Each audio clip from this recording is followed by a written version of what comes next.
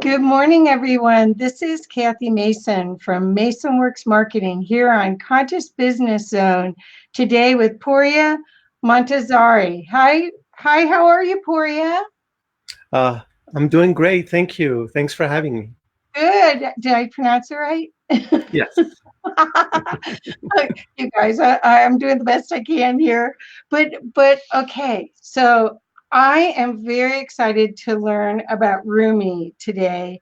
And to really, you are just I watched one of your other interviews that's on your website, and I was so amazed by the outpouring of love I could feel from your explanation, the love of the material, and almost like you're embodying part of that energy when you're expressing it. Could you explain about your journey with Rumi and how this all started, that you were so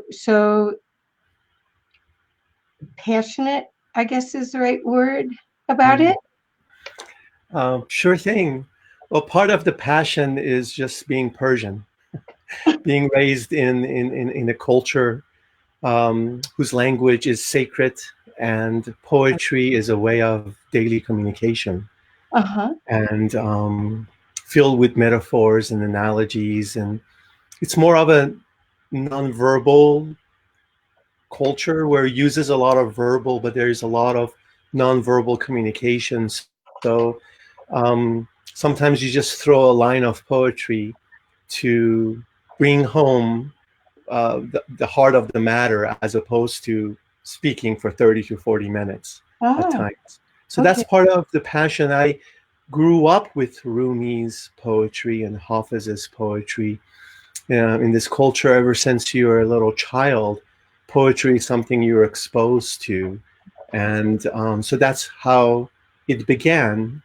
And later in life, through um, the blessings and the teachings of Islamic Sufism, I was given the keys and the little windows into the the true meanings of what individuals like Rumi were hinted at. Okay. And because his poetry is more like sacred verses, Right. and he's more of a saint than a poet, in a sense that he didn't sit to compose poetry. It just came through him. Right. And pretty much close to 100% of what he's gifted us was written down by others around him. Oh, interesting. That's interesting too. It Okay. came when he was in a state of ecstasy, and he was in that placeless place beyond time and place, where, like a reed flute, he was empty enough that the beloved blew through him, and there were people around, his son, his closest students, that wrote them down on his behalf. And what's beautiful is that it also came in such a beautiful way too. It's like the poetry itself is as if it is divinely calculated in meter and rhyme. And when you hear it in this original, it's more music than words. It's very musical. It's very rhythmic. And in Sufism, it is said that words cannot convey the truth and cannot bring you close to God, but music is closer. So therefore, he uses words, but it's really music. Beautiful. Well, we have Barrett is here, Ashley's here, and Terry are here, and they're all saying thank you for sharing your wisdom. Glad to be here, and love to all. And you all, if you have good questions, please type them in, and I will be glad to ask for you on your behalf, so that we all can learn, because we're so lucky to have how. Pouria. I want to say it in Italian. Maria. Oh well. So what? Anyway. Okay. So you're you feel that because of your origins you have a special bond, but you have more than that. You can feel the energy. It's almost like he's transmitting through you. He's using you as a way to present the frequency. Do you feel his presence? I can only hope so if I'm worthy of such a thing. I think that is the path of Sufism. That is the goal, to become pure enough, or to become no body enough. So then thy will will run through one. But I think what I can say is that whatever is being detected, is it points more to the power and the essence of Rumi's teachings, that they're not just poetry for us to share through greeting cards or Facebook memes or Hallmark cards. These are roadmaps of the heart for true seekers of truth, people that are truly longing to know who they are.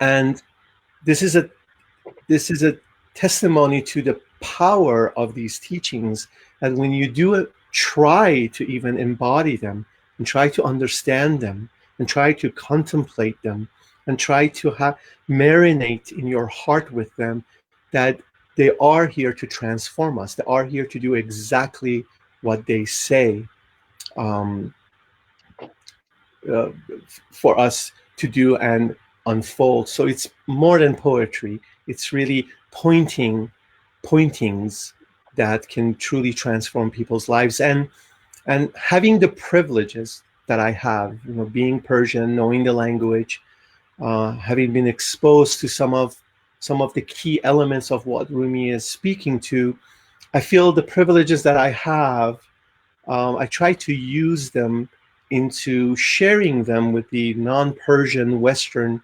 audiences and seekers and participants, so they can kind of understand what he's talking about, which is very different than a lot of misquotations and translations that are out there. And believing in the brilliancy of everyone's heart, that once they have an idea of like what he's pointing to, when they marinate in their own heart with that it actually will result in fruition. It will result in transformation. It does open up. Um, it unveils a lot in this life. He's basically spoken about pretty much everything in creation in his writings. Well, I think it's perfect timing for us. I really appreciate, because I feel that humanity is going through a huge transformation right now, which is a heart opening. In fact, this morning, someone texted and said, "You're not having a heart attack. You know, your heart, the energies that are coming in right now from the central sun, it's opening up people's hearts." So this is just the perfect time, because I feel we're in a renaissance. We've been in the dark ages, and really that ancient knowledge, that ancient perspective we've lost that in our modern world. Mm-hmm. And this is a map or a guide or a reconnection to who we really are as divine beings, and we all have this divinity connection within us. Absolutely, absolutely. You're pointing to the perennial wisdom that is always there. I mean, this compassionate and merciful existence is always available to everyone at any time. It's the sun always shines. If it's cloudy, be it internally or externally, is just momentarily. But that divine compassion and the divine mercy is always available. And what is interesting is that Rumi's own life is a testament to that. When he gifted us with all the poetry that we benefit from, he lived at a time like this, or even worse, where the Mongols were killing and burning everything and anything at sight. It was only a couple of hundred years after the Crusades. The Islamic world was going through its first amnesia, and there was a lot of turbulence externally in the world. And Rumi's life was also filled with grief and mourning and loss. And he was a 12-year-old refugee. He had to leave his homeland. So just looking at Rumi's life itself shows the true essence of hope. That really finding the truth of who we are is independent of what goes on outside. This is the nature of the world. Wars will always happen. I mean, this is what happens when humanity is divorced from sacredness, from its root. So it is not a surprise, even though every era wants to feel that specialness, that either the Armageddon is right around the corner or we've reached the highest consciousness ever. That's all cute. But what is real here, that whoever you are, wherever you are, whenever you're living, regardless of the cultural, political, and economical and religious boundaries, that the beloved is accessible. That which you're seeking is accessible, because like Saint Francis said, that which you're seeking is seeking you from right behind your eyes. So it's like it's closer to you, like the Quran says, it's closer to you than your jugular vein. So Rumi invites us that instead of being scattered externally to all the things that are distracting us in bringing our attention and scattering them, he's saying that no matter what you're doing, live your life, but do the moment of metanoia, a returning to the heart, because it's right here. Regardless of what the world is going through, you are connected to the source, you are from the source, and it's constantly accessible to you. And when we look at his life, we see that while the world was going through an eclipse, he found the sun inside of his own heart. And then he gifted it us through over 70,000 or so lines of poetry, that when we study it carefully, it's a roadmap of the heart. It's a roadmap to the truth. Oh, this is beautiful. So Terry wrote, I am experiencing big heart dash soul expansion today, feeling this is just the beginning of what is coming. And Joanne Palladino, welcome you guys. And I see Judith here too. Hi, everybody. I say it is what we are looking for is right at the tip of our nose. Joey, that's what Joey says.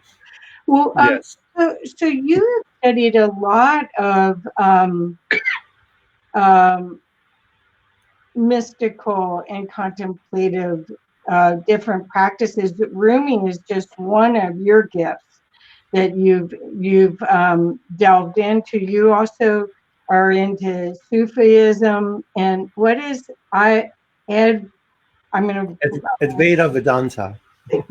And then, see, I could have pronounced that in an Italian accent, and it would have worked. I'm fine with you pronouncing everything in Italian.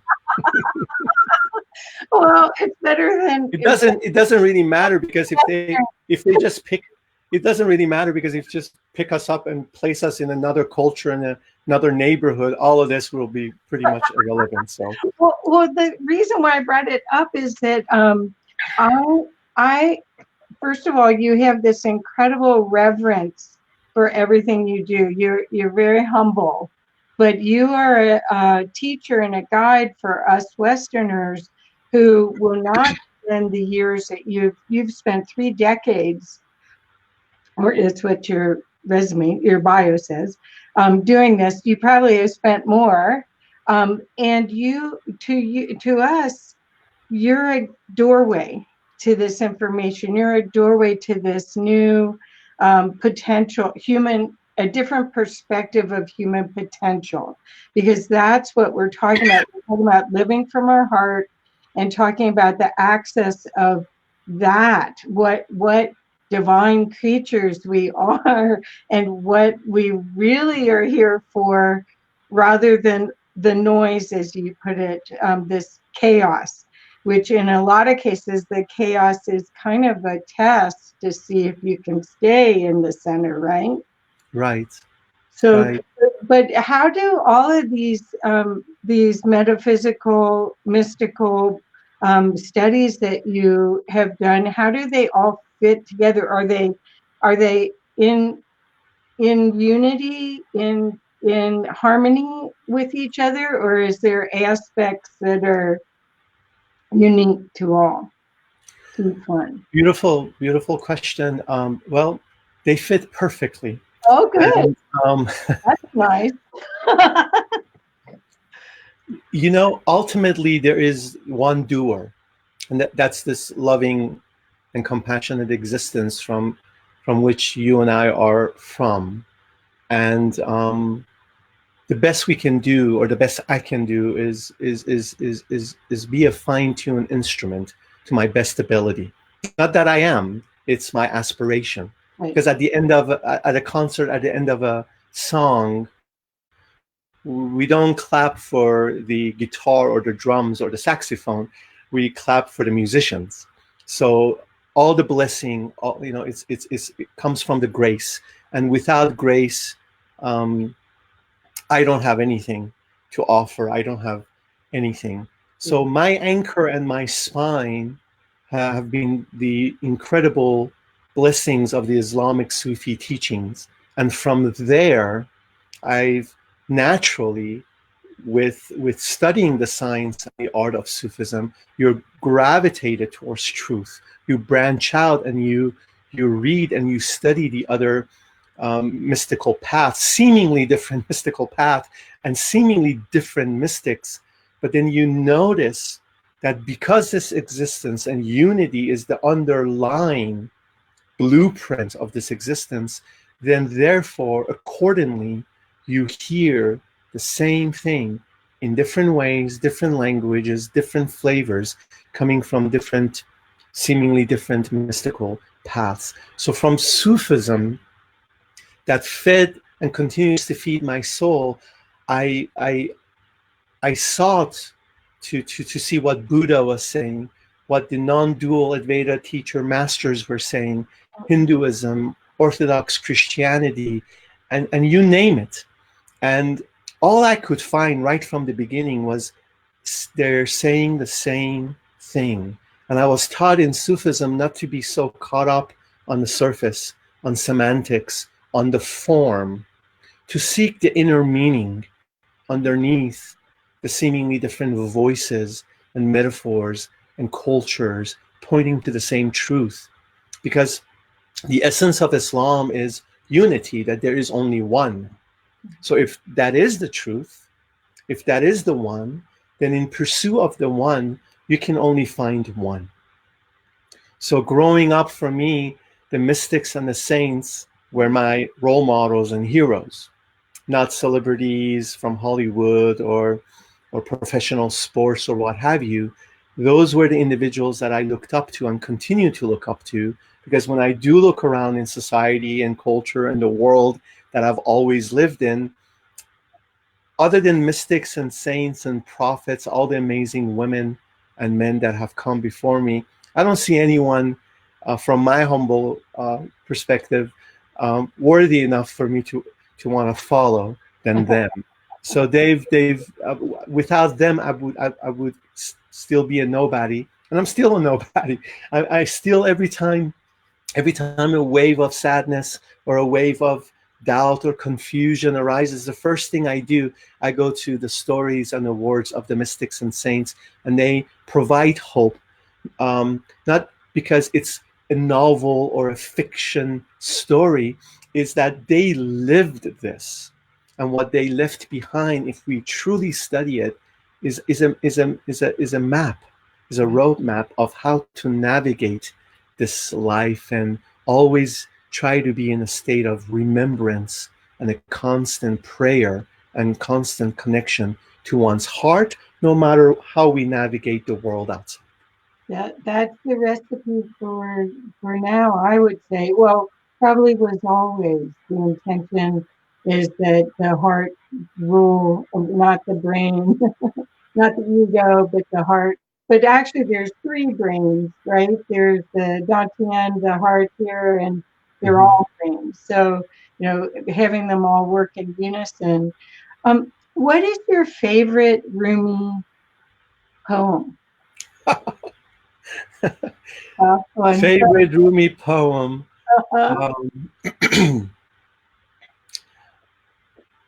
I do have a favorite Rumi poem. It's a longer version, but it's really, he speaks to non-duality, Oh, and he basically uses the example of hmm, the breath, the word dam, which means breath, but okay. also means inhalation.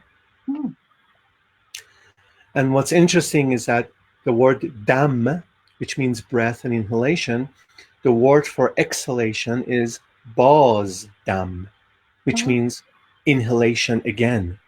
oh, Where in the language itself, semantically, we're pointed to the fact that there's only one breath. The oh, one we call inhalation is you inhaling the beloved in. And what we call exhalation is beloved inhaling us back in. oh, that is beautiful. So to this level, this is how close we are to that which we're seeking. This is the divine intimacy. And that is why breath has been the source in every authentic spiritual tradition in Right. centering us, bringing us to this moment, and bringing us to our heart. So he has this long poem, I think it's 11 lines or so, where he says, he juxtapositions between when you take a breath with the sense of identity, personhood, all the acronyms or all the letters after your Yeah, name, all the things that you think you are, he juxtapositions it when you take the breath with the sense of isness, your being. And he just goes from one to another, and by the end you get he clarifies to you that you have this choice to show up in this world with mhm, the sense of this false sense of identity that has been haphazardly accumulated and inherited from your given culture and society and family and neighborhood, or excuse me, you can be showing up to this life from your core, from that sense of isness. that's beautiful. And I have a little 3 words on my monitor that is, I work with people because I do a lot with Zoom, is it's love, service, and magical creativity. So that's where I ground to that before I get on a call. So you can, Beautiful. yeah, well, it's so important to show up as love for yourself and others. So, how does self love actually work with this? Did you once you realize that the in breath and the out breath are love, and that you're just massaging that? Does that lead you to be love or to express it? I think it's both and. I mean, it goes beyond being loved or beyond loving. What happens is that there is nothing but love. But what we explore in the Rumi classes, the 8-week courses that I offer, is that we only have this 4-letter word in English, love, trying to explain Right. love, whereas in Persian and in over 70,000 lines of poetry, Rumi is pointing at what this thing is that we so quickly say love. He points to the fact that it's really the glue that keeps everything together in this existence. It's the essence of manifestation. Mhm. That is love, where makes the planet Earth go around the sun, allows the sunflower to follow the sun, allows the for the seed to sprout. This movement, this invisible movement that allows life to manifest, is love. And so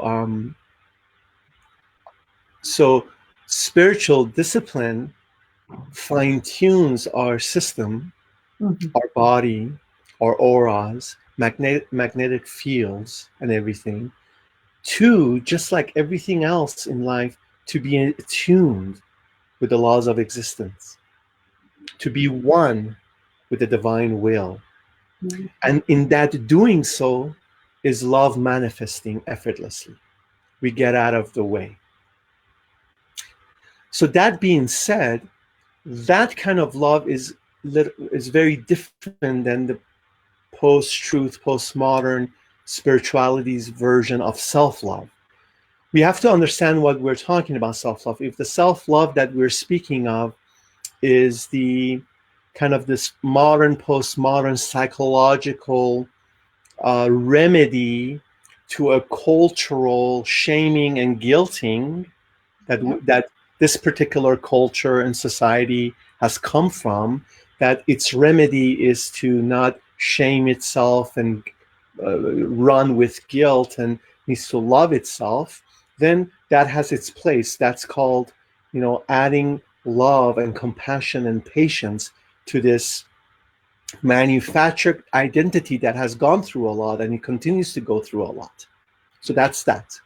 But if we're talking about that to win life, like Rumi says, there is this one thing you're here for. This one thing that you're here for. And if we look at it that way, that we're here to that manifest that one thing, then we see that paying attention through love to that which is hidden inside of me, which is my treasure, is the way to go. Beautiful. Does Rumi talk about reincarnation at all? Multiple lifetimes?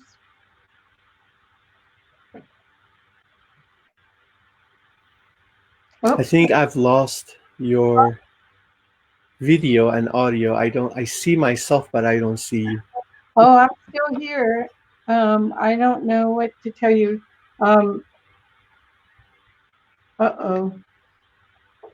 You can't hear me?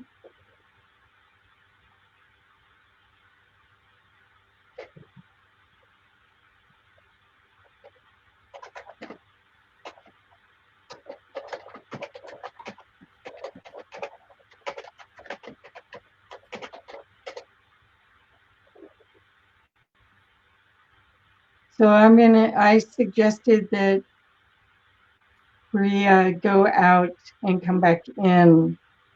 Are you there? Can you hear me now? Nope.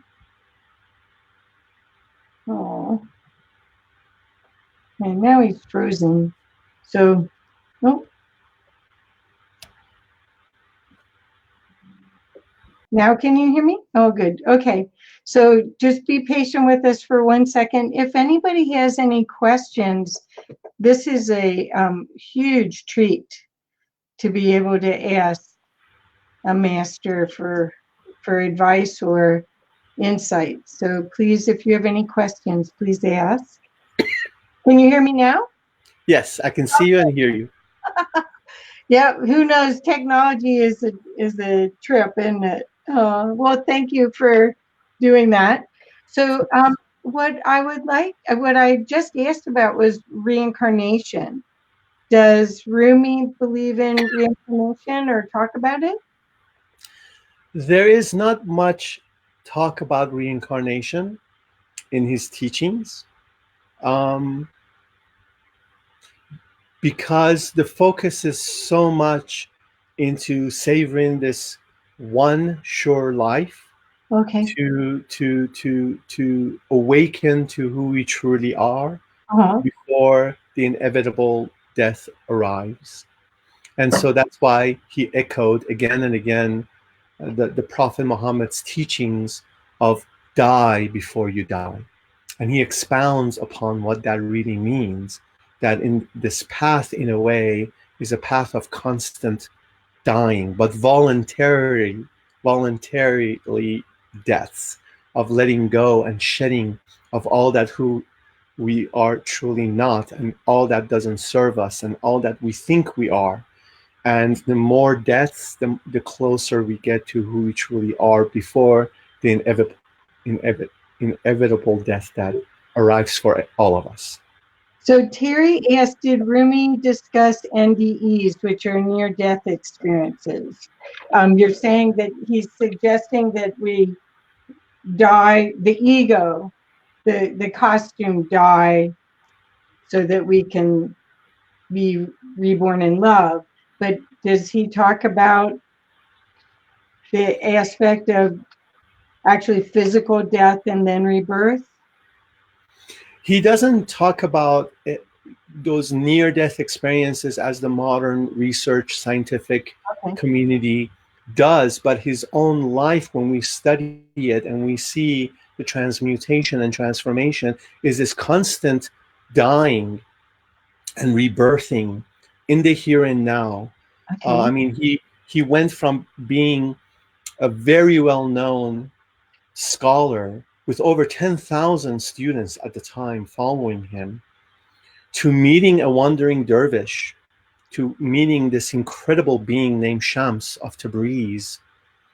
And he was ripe enough to be able to surrender all that he accumulated, all the fame and all the knowledge and wisdom in his head, to fall into his heart and die, and again and again and again and again, to a point that now, 745 years later, we know him as this mystical poet that talks about love and unity and our biggest aspiration. So when we look at him and when we look at other saints and mystics, when we see the journey that they went through, and when we look at our own authentic spiritual maturity, we see that it's a constant dying. I mean, when left naturally, biologically, everything's constantly dying. Right. I mean, there are millions of cells that have died since you and I have started speaking.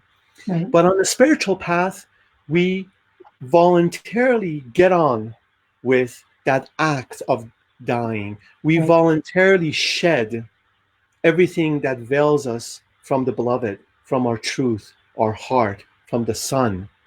And therefore, actively, we look for ways. Of course, it's all Grace's job. It's the doer, the ultimate doer. But we show up through our remembrance, our mindfulness, our spiritual discipline to allow this beautiful, effortless compassion and love of existence to run through us effortlessly. So whatever it is that we do is just allowing this brilliant thing to do its work through us. So Rumi died many times, and that's why he has dozens of poems where he says, I've died from this state and was born into this station. I died from this station, then was birthed again to this station, and I will continue to die again and be rebirthed.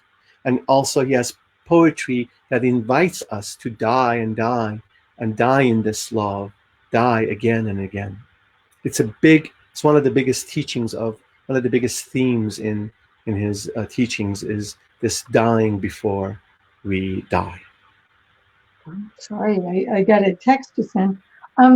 Does Rumi say anything about male, female, as far as the at least my sense of the Persian culture is male dominated, or it is currently. Was there more equality, male, female, in his time, and does he talk about that at all? One of the most important things in this postmodern world that we live in that we need to pay attention to is that when we look back in history, it's really important to notice how much of the way we're looking back is projecting back with the current cultural global consciousness that even in this country 20 years ago we didn't have, or 30 years ago we didn't have. So a lot of these modern issues were not something that were overtly in the forefront of people's consciousness, and that's pretty much globally. We can't just single out cultures globally, these issues were practiced or accepted. Right. I didn't mean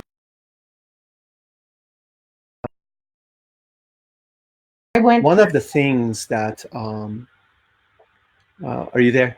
yeah, I'm here. Can you see me? One one of the things, for example, that I do mention is that in Persian language there is no gender pronoun. So, Oh, like we say the word "u," and contextually, we'll know if it's a female or male. And so God is never referred to as a he, even though all the translations say he. So, like I mentioned that as a part because that is a huge, important thing to notice that the original is free from uh, gender comparisons and is also free from the anthropomorphic view of God. right, perfect. Right. And that being said, Rumi had a lot of female students, and a lot of women went to his talks. Because when we look at true saints and mystics, regardless of the time period or the cultures they live in, they looked at everyone equally. They gave love equally.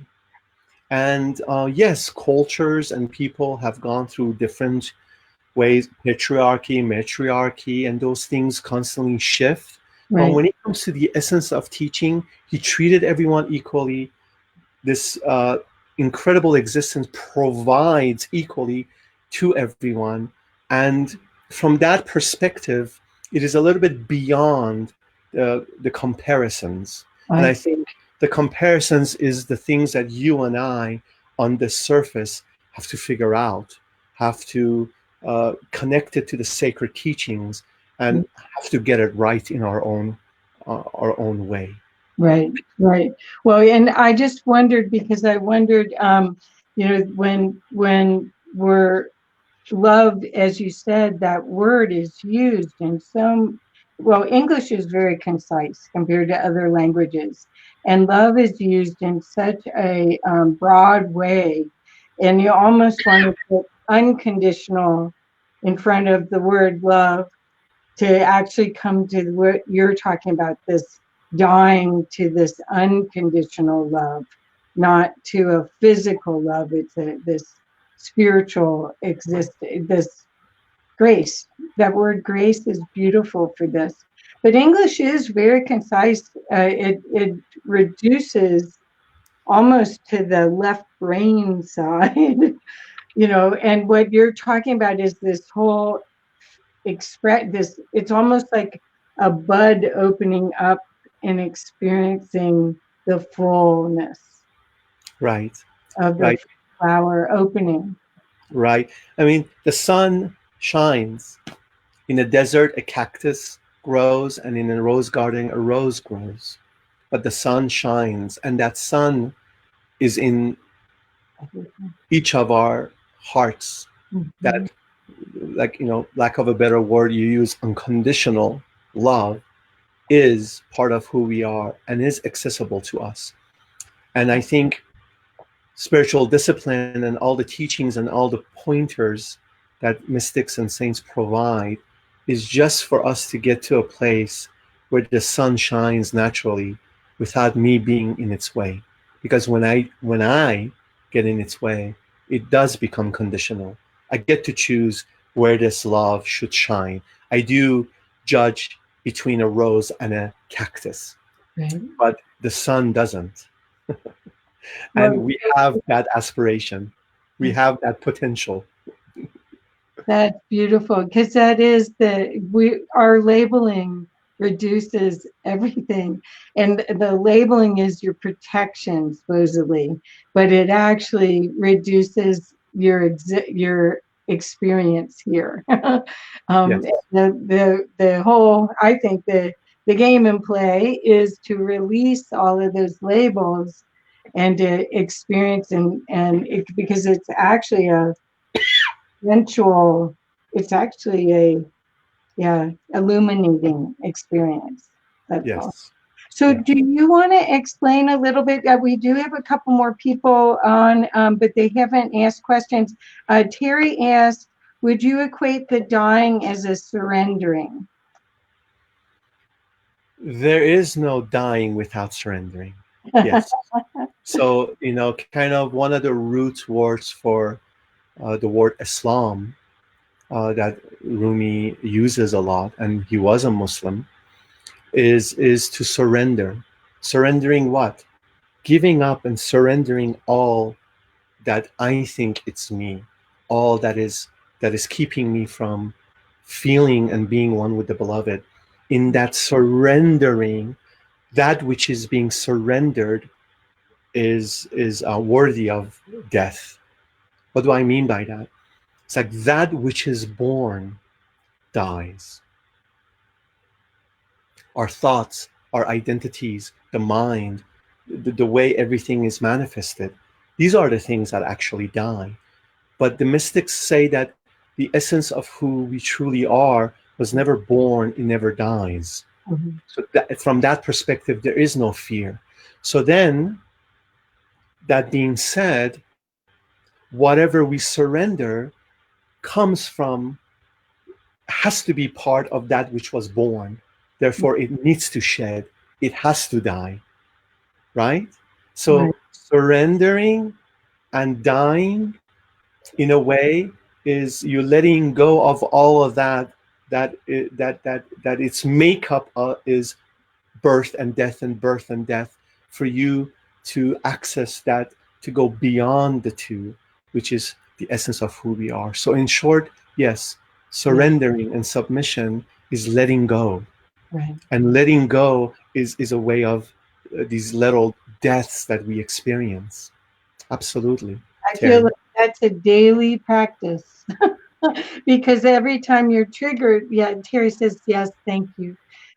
Every time you're triggered, you get to see what else you need to let go of, right? Rumi says that every pain and affliction that you experience is the beloved grabbing you by the ear and taking you towards the Oh, abode, the capital A.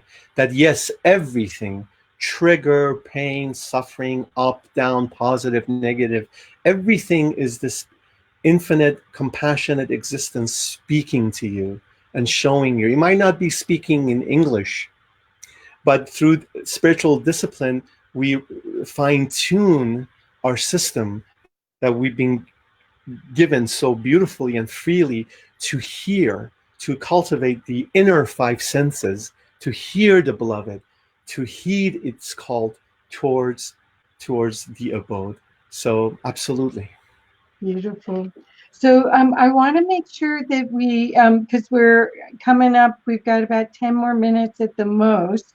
I want to make sure that everyone knows about the events and how they can work with you. So do you want to, I know about Love Manifested, Words, Music, and Silence, that is at the Athea Center on Valentine's Day. There's a first event from 6:30 to 7:30, or actually 6:30 to 8:30.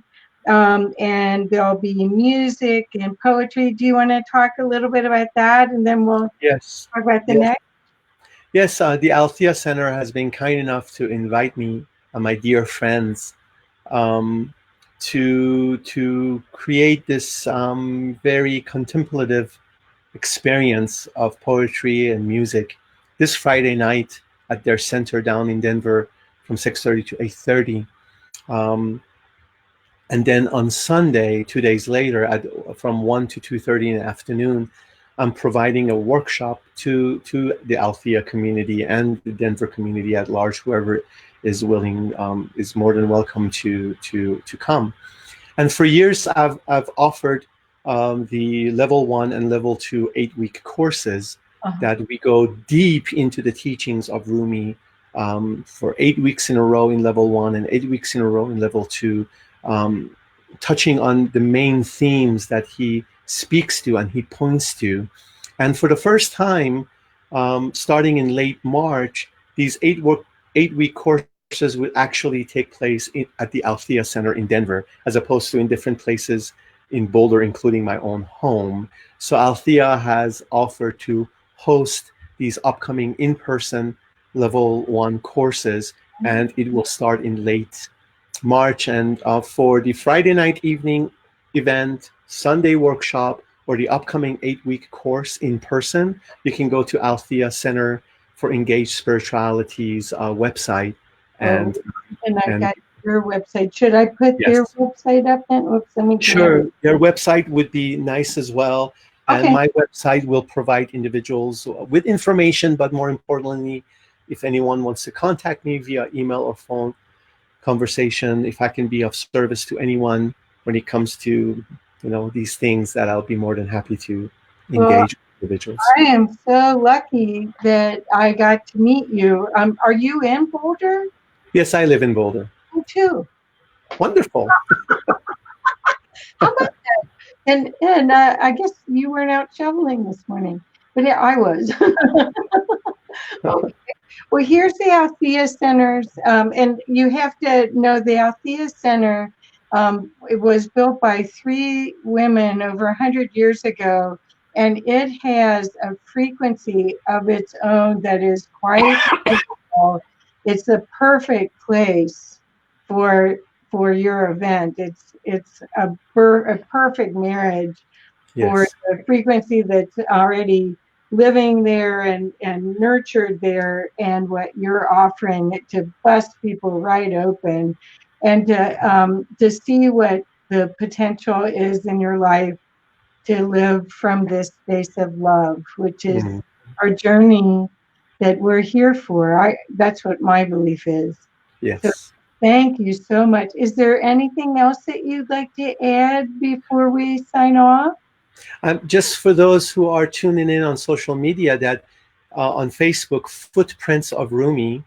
In the Footprints of Rumi, I have a page that if Oh, you follow that page, you have immediate access to the upcoming events and a lot more. But I just wanted to thank you for your time and for your beautiful invitation, for great. your the space that you've held and inviting me into your heart, into your home, and your viewers. Thank you for those who have tuned in and asked questions. Um, Makes my heart very happy and humbled. And please let me know if I can be of service in any way. You have my information, and I look forward to sharing uh, Yeah. the same sacred, virtual or in person, space and time with you. Oh, yes. Well, we do lots of events here in Boulder. So between the IONS group, and there's so many wonderful groups, and everyone is looking for that doorway, Mhm. or looking for another way to open it further. Right. So I think Terry said it best, that the doorway is just a few inches below the nose. that was Joanne Palladino said that. She's so perfect. And Yep. we need to be careful. We live in Boulder. Someone's going to make that into a 12-step, or come up with a big, a No, 3-week retreat or something like that. But no, don't follow anybody. It's right no. here, and Well, it's free. I would love to learn from you. I would love to learn because I know heard anything about Sufism. So I would love to learn. And I do have other friends that I'll share this with that do Sufi work here in Boulder and in Denver. And so I'll connect the dots for you and see. Hopefully Great. that'll be Thank a you. wonderful adventure. So Thank you. well, thank Thank you. you so much. And I hope everyone will take a look at the Althea Center and at Terry's, or not Terry, at the footprints of Rumi.com site, so that you can work with Pouria and see what this energy has for you, because it really is the time right now to open and live from our hearts. And this is a great way to learn. And you can feel the energy. If you're sensitive right now, you can feel this heart space that he's created. It's quite remarkable. So thank you. Thank you. And Terry said, we are all stepping stones back to our magnificent selves. Beautiful. Okay, On that well, note, on that note, we'll sign off. Thank you so much. I look thank forward you. to meeting you. We'll do something. This will be fun. Absolutely. Yeah. Absolutely. Okay. I can come shovel your snow for you. Oh, too bad. They should have seen you earlier this morning. Bye-bye. Feel well. Thank you. Thank Uh-huh. you. Bye-bye.